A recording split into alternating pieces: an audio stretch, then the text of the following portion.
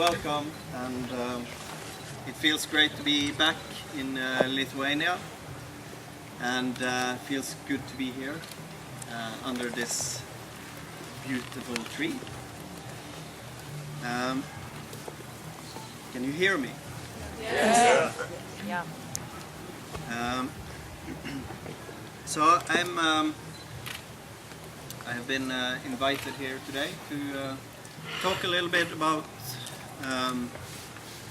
what I do, a little bit about the thoughts and tools behind what I do, and also perform and demonstrate some music. For those of you who don't know, my name is Einar SELVIK. I come from a small inland island of the west coast of Norway called Osterøy.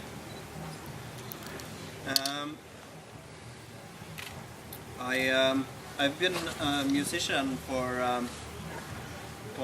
since I was a child, and been doing all sorts of music really. I used to be a drummer.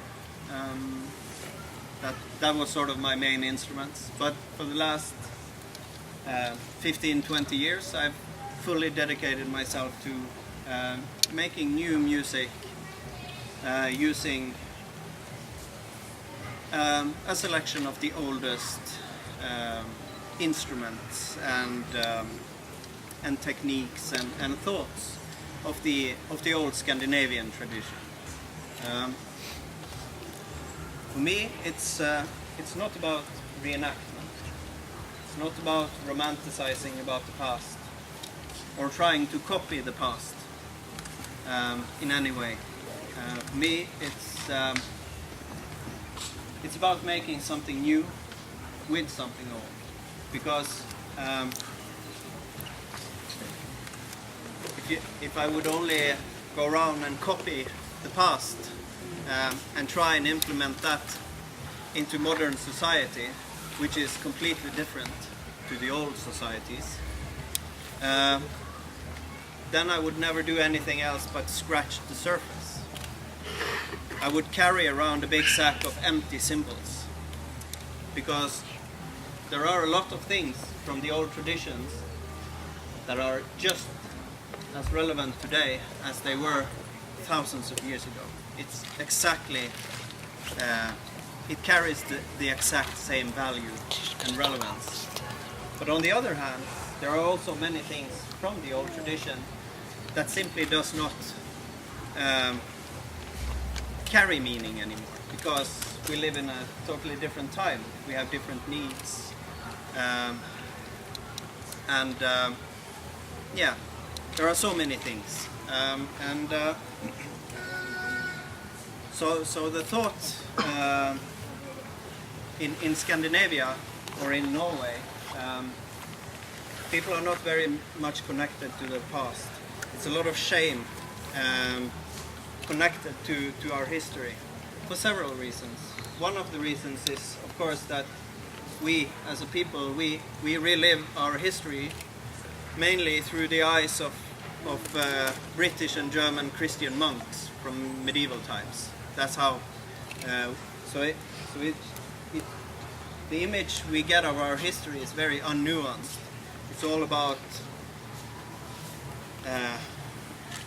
Viking pillaging and that stuff, and that's just a tiny little piece of our history and of our tradition that a tiny little piece of our people used to do, and that gets a lot of focus. That's one of the problems. Another problem is, of course, the Nazi misuse of our tradition and our symbols, which makes it very, very problematic in Norway to be proud of your history without being labeled as a right-wing or a racist. So that is something that we are working hard to sort of take back our history. And slowly these things are losing its grip. but the thought behind Wardruna when I started it was that there are so many things from the old tradition that is basically just lying in a corner gathering dust. Nobody knows anything about it anymore. And of course, any nature tradition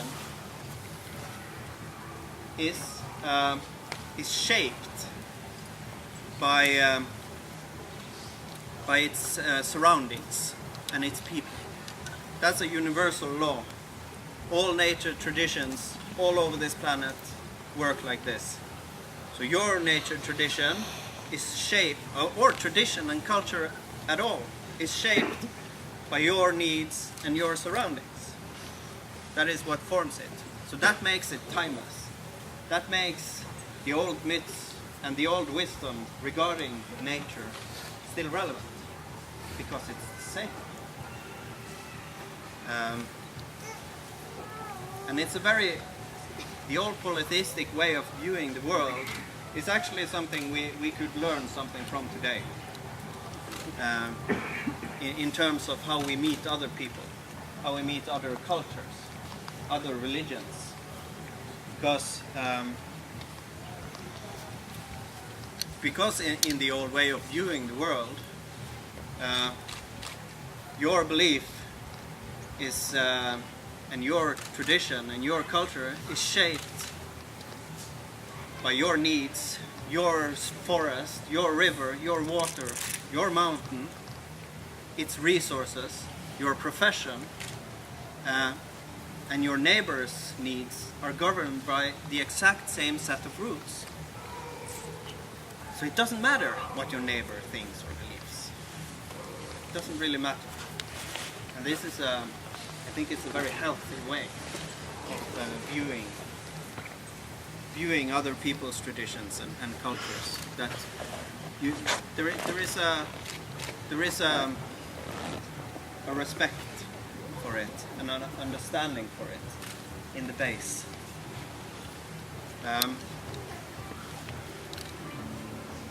So tradition is not important just because it's your tradition. It needs to carry meaning. That being said, the song I just sang is called Rotlaus tre fell. It means a tree without roots will fall.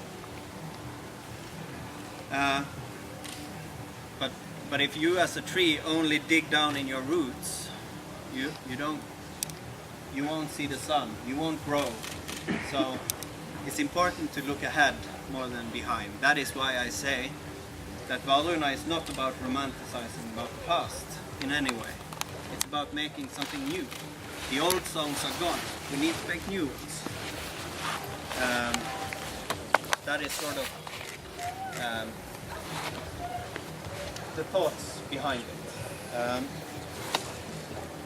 Now, when I started out, I decided to make music based on the Proto-Scandinavian roots. The Proto-Scandinavian runes, that is the set of runes that was used before the Viking Age. This is the 24 set of runes. And if you don't know what a rune is the old writing system. And the word rune, the word means basically the oldest form of the word, ru, means to create sound. And a rune, in later tradition, the word can mean knowledge, very often of an esoteric nature. Regin kunn. It can mean a secret. It can of course mean a letter for writing. It can mean to whisper. And it can also mean a magical song, actually. So all of these things are connected to the word rune and its tradition of using it. It's always been well, I was lucky because today you find a lot of crappy information about the runes. Because what happened in the 70s, late 70s and 80s was that British and American New Age esoterics and writers, they took the runes and they sort of, what they did was they took the oldest set of runes, the one that we know by far the least about. We don't even know their names for sure. And they took these and combined them with tarot, astrology, numerology, Kabbalah, and made this new version of it. So if you buy a rune book today, it will most likely be based on this system. And to be honest, maybe some of it works and they're good ideas, some of them. But in any case, they should come with a big disclaimer, because the fact is, they only vaguely resemble the old culture, the old way of using them, where a single rune is never magical or on its own. If you did esoteric work with runes, it was most likely about words and repetition and alliteration, never about single words. Most important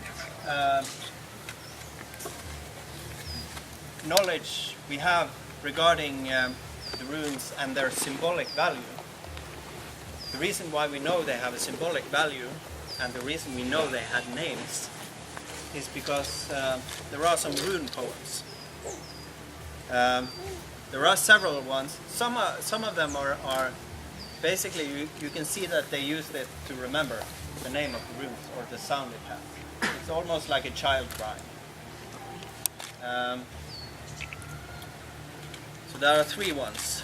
One Anglo-Saxon one, and one Norwegian one, and one Icelandic one. So when I started Wardruna, I wanted to make music to these runes. I wanted to try and interpret them on their own premises, rather than just sing about them. I wanted to use relevant instruments. I wanted to record in places that had relevance to each of the runes, even specific dates. And of course use relevant language and instruments that could sort of enhance the quality of each rune. So that meant when interpreting the rune Bjarkan for a birch tree, I would go into the forest and play on birch trees. And for if there are any rune nerds here, I don't know if there is, you would also know that I would only play on the branches that turn to the east. But that's a small nerdy detail. Use the wind in their leaves, use their bark as a rattle, and implement that into the music. Same with laukur, all the which is the rune for water in all its state. Most of the vocals in that song is recorded standing in the middle of a river. Kauna, which is the torch, or it can mean different things, but one of its meanings is the fire, the leading light, and there we play on torches. So and of course relevant places and dates, and so it became this very comprehensive, time-consuming project. The first album took me 7 years to make. But I made a promise to myself that I didn't want to cheat. Because these things, they matter, and I'm sure I could chop off a table leg and get the same sound as a birch tree. But I'm sure that the people who listen to the music, either it's consciously or subconsciously, they will know the difference. So it's about catching something.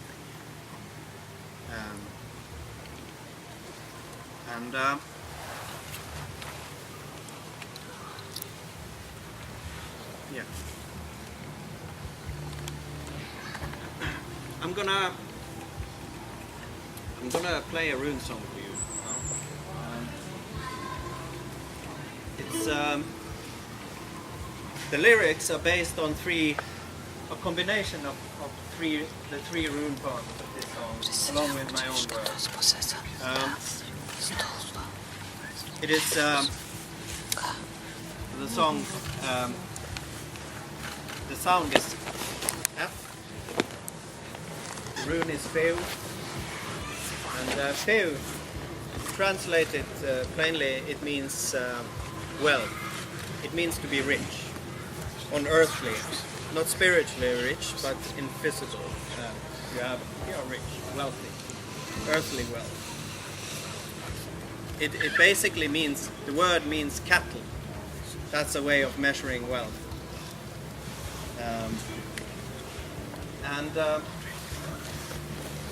The song, the poems talk about a myth of the lindworm, or the lind dragon. Now a dragon is, or a lind dragon, it can mean different things. It's a mythical being. But the thing with the lind dragon is that if it rests upon your gold, the gold increases. The problem is that the dragon throws equal. So you get a lot of money, but you get a big dragon to handle. And the poem also says that to be rich is really nice, but it is also what causes family to become enemies and brothers to become enemies. So it says something about the flip side of being wealthy. So this is fear.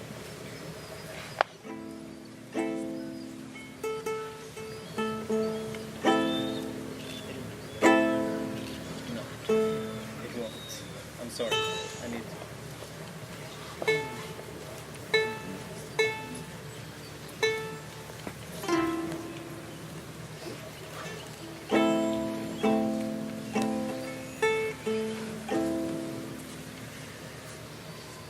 Feu,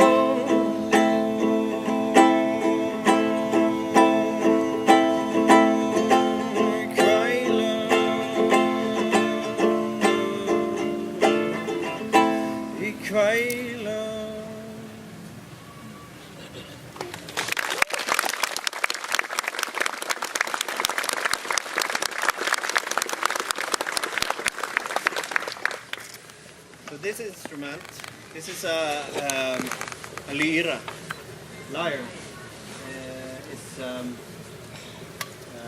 This one in particular is called Kravik lyre because it's found on a medieval farm in a place called Kravik. This is a copy, of course. The original you can see displayed in a museum in Oslo. It's from the 1600s, early 1600s.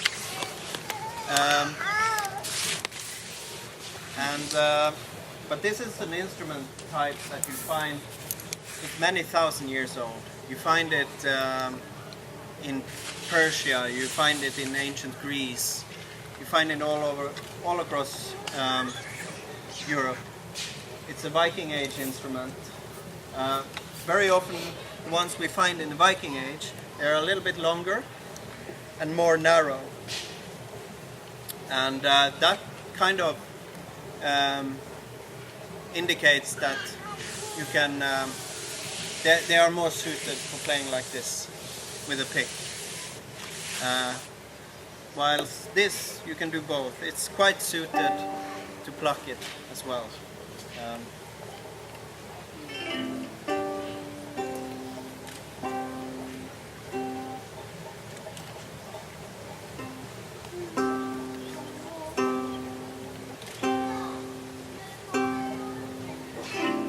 Okay,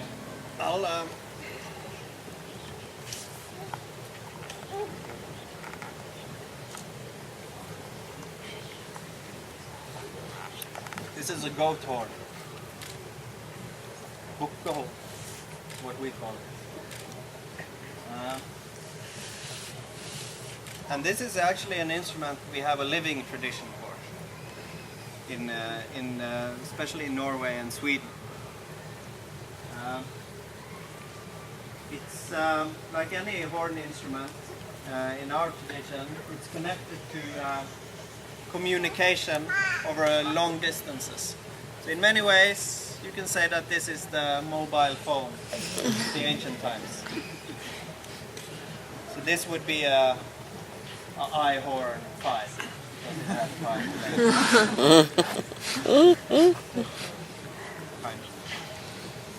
5 it's connected to the shepherds in the mountains, out in the pastures.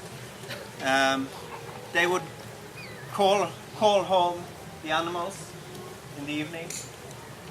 They would also, at certain times of the month, they knew that they would be in audible distance to the next pasture.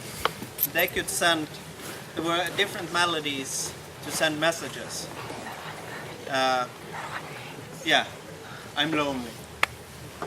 I need more food. I'm sick. My cow is dead. That sort of messaging. And it's also an instrument that is connected to a special vocal tradition called locksång. Lockesång. Or in Sweden they call it fyllning.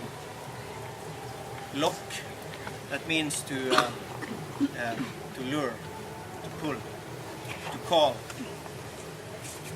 And of course, from ancient times in Norway, from the ecstatic song tradition of Seidu, we also know that they used a special way of singing called vartlokku. It means to call the guardians. And this tradition is also connected to that. And I'm going to play something for you, and you can actually hear it in the sound. That this instrument, it is almost like it's calling. It's almost like it's longing for something. It's very fascinating.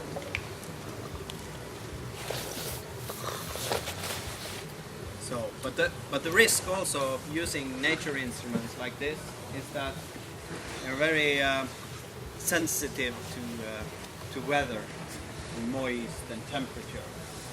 So it has happened a couple of times when I'm on stage and going to do some epic horn playing and basically end up sounding like a sick cow. So let's hope that's not about to happen now. We'll see.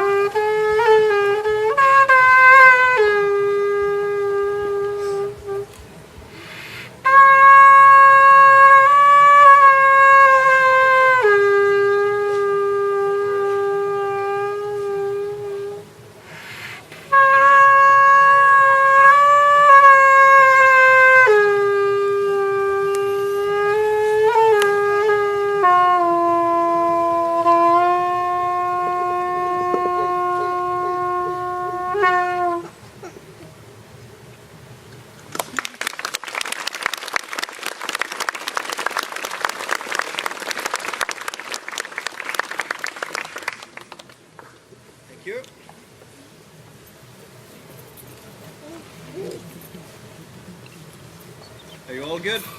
Yeah. Same here. It's a beautiful place, I have to say. It's fantastic. You are lucky to have such a beautiful festival.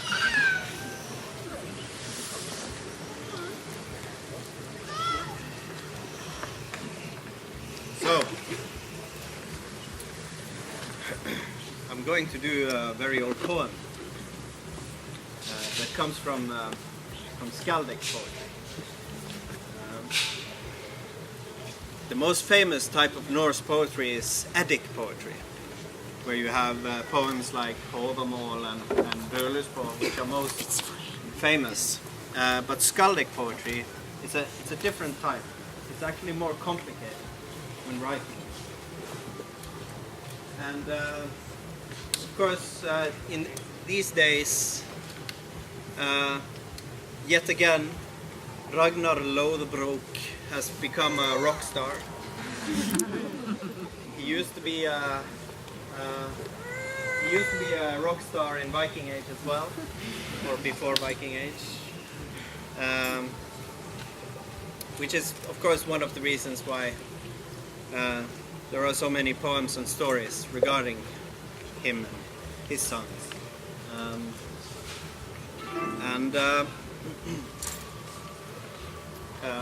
I'm going to perform one of the most famous poems, which is from a sequence where he is thrown into a pit of snakes. And of course, like any brave man, what do you do when thrown into a pit of snakes? You do some poetry. And I'm gonna do that poetry.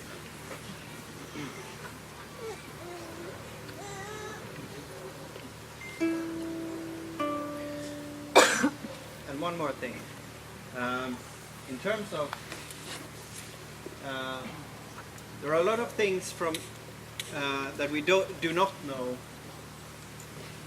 in terms of how music sounded in Viking Age, for instance, or before Viking Age. But there are also a lot we do know. And one of the things is that they sang in harmony. It's called Trisundr. And it's basically singing in parallel fifths. For those of you who know what that is. In any case, I'm only me, but I have this to accompany me.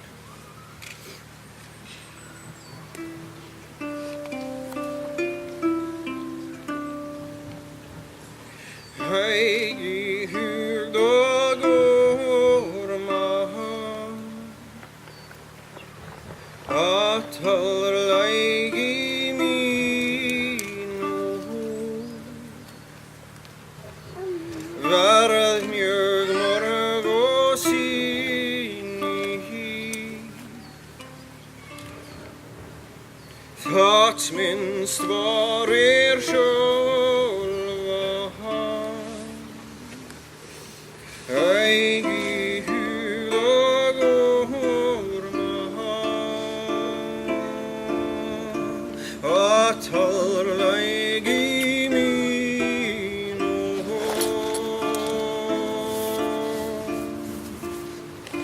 verð mjög morg og síni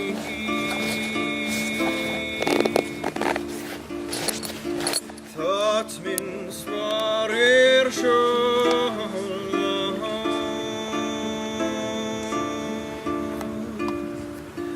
Nón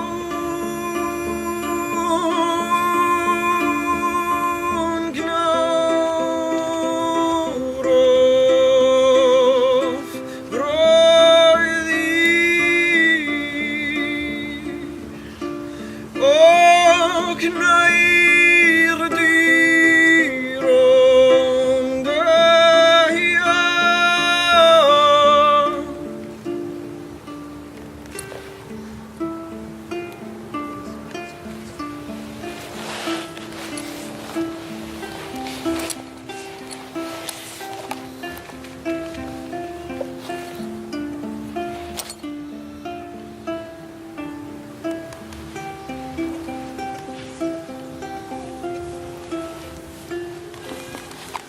Kvíðja mundo grísi refgaltar hagvísir mér gnotað grandi grafa inn rónum sínum og harðlega kvota hafa mig sog í dormar númun gnár af bragði og knær dýrum døya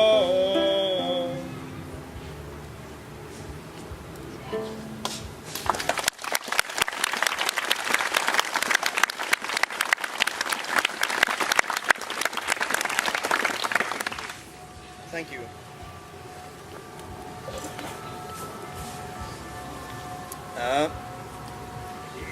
Old poetry used to be very complicated. The more I study it, the more I understand how little I know, and also I understand how complicated it really is, and I have profound respect for it. Also their way of viewing the world, whereas we in modern Western society we think a lot in black and white, especially in Christian way of thinking, where things are either this or that. It's either black or white, or good or evil. And body and soul. But in the old tradition, at least in my old tradition, there were so many ways of defining you as a human being. There were at least 9 different elements defining you as a human being. Not only body and soul, that's just a little part of it. And my point is that, like I said initially, one of the problems is how we get portrayed our history. It's very often the victors who write or dictate or choose the truth in history. That doesn't make it necessarily true. You see it today even. Many places on this planet that truth it's up for grabs. It's the one with the loudest voice who decides what is the truth. And in terms of history, this is of course important to nuance the history.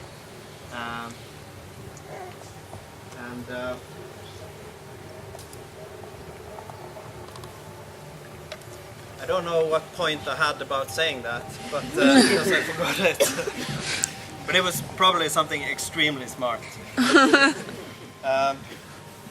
But I think you get the point. That what is very often portrayed as simple-minded, barbaric people who went around and worshipped trees and stones and axed down people and raped and pillaged. And of course, Europe was Christian and blessed with a rich culture. While reality is something else. Reality is that that period, after we lost many of our old traditions, is perhaps the darkest chapter in European history in terms of all the knowledge that was lost. Regarding nature, for instance, but regarding many things. And of course, in my old tradition, one of the things that was lost was the song tradition, and also the poetic tradition was slowly diminishing. I'm gonna sing a song now. It is a very, very ancient poem. It is perhaps one of the most famous poems in Norse tradition. It is called Völuspá. It basically means the song of the Cirrus, prophecy of the Cirrus.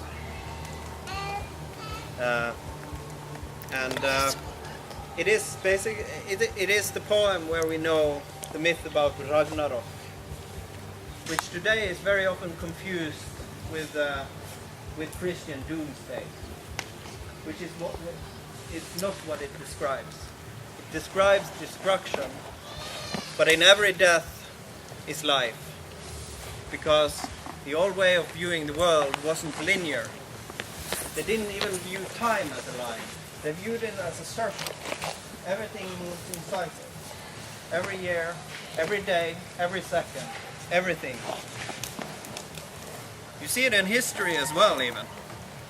What we're seeing in society today, it's just something that happens over and over again. It goes in cycles. Something needs to die for something else to live. And this is what Völuspá is about. So it talks about creation, it talks about destruction, and then it talks about the new life after.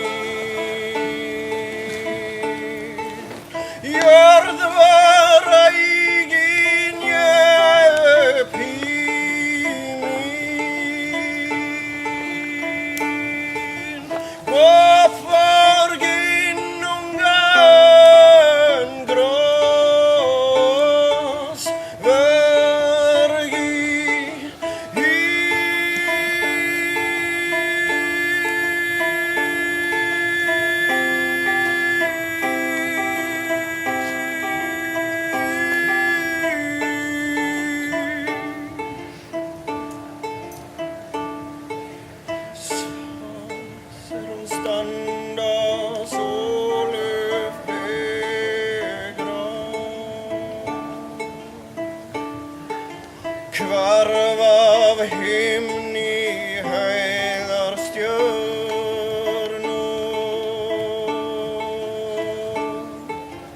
Gaisar imi vid himin. Gaisar imi vid himin. Sjálvan breiður mun berja skógbönum verða. Månsi strångar sefjum spilla. Skalfur Yggdrasils askstandande.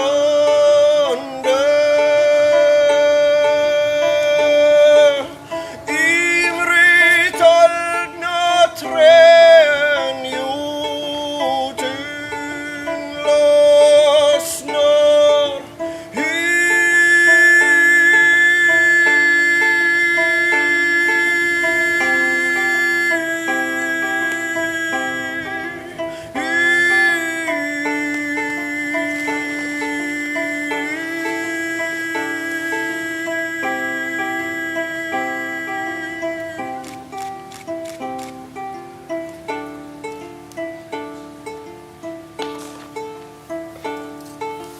Kernuggar mjög fyrir nýpa helli. Festur mun slítna en frök í runna. Fjölveitum freyða framsöglengra. Om Ragnar och Krömsívar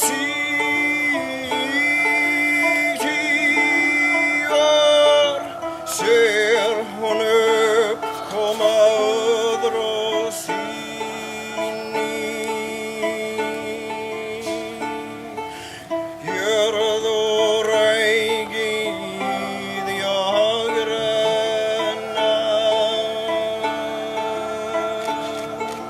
Fåglar forsar flygrör nýr.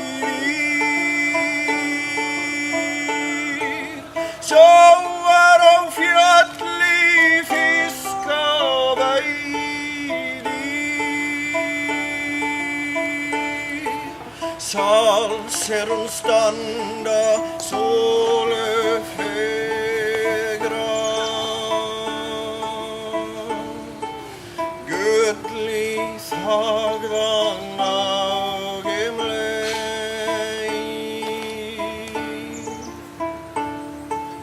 Þar skulu dygvar drottir byggja. Och aldur daga indís njóta.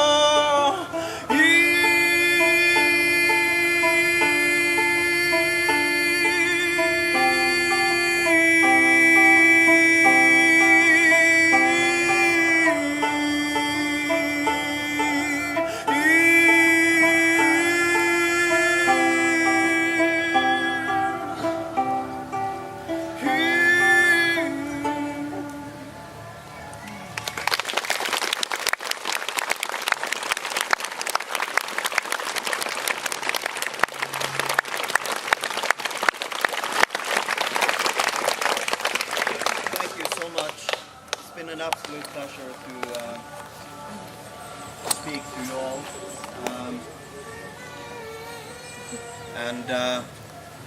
Yeah, thank you for your patience, big and small. I hope to see you later this evening, of course.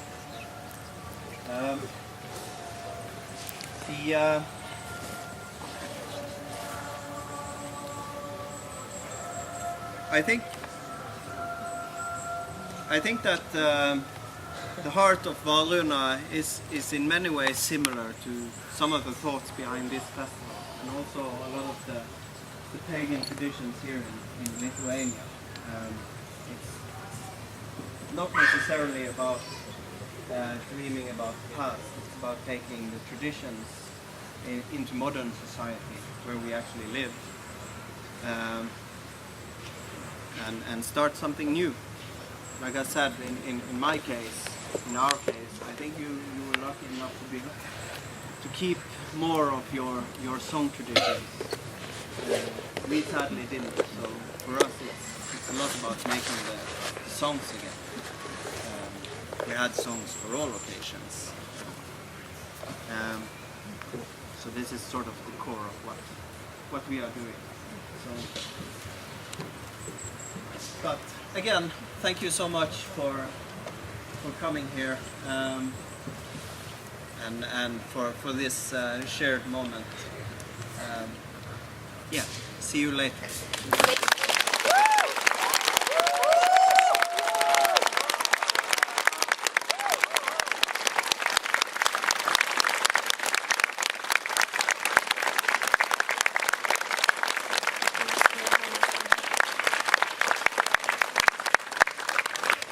You are a very nice person.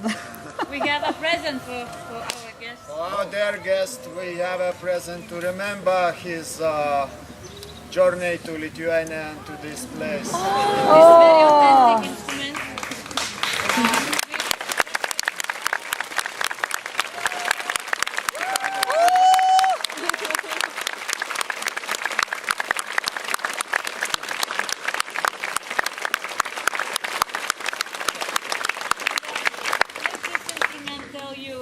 The history of Lithuania. Yes.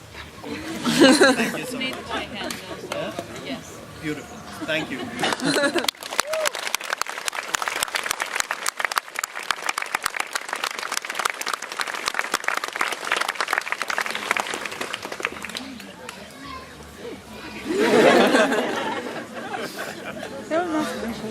Dabar būgnais vieną vakarą, kas neturi būgnų,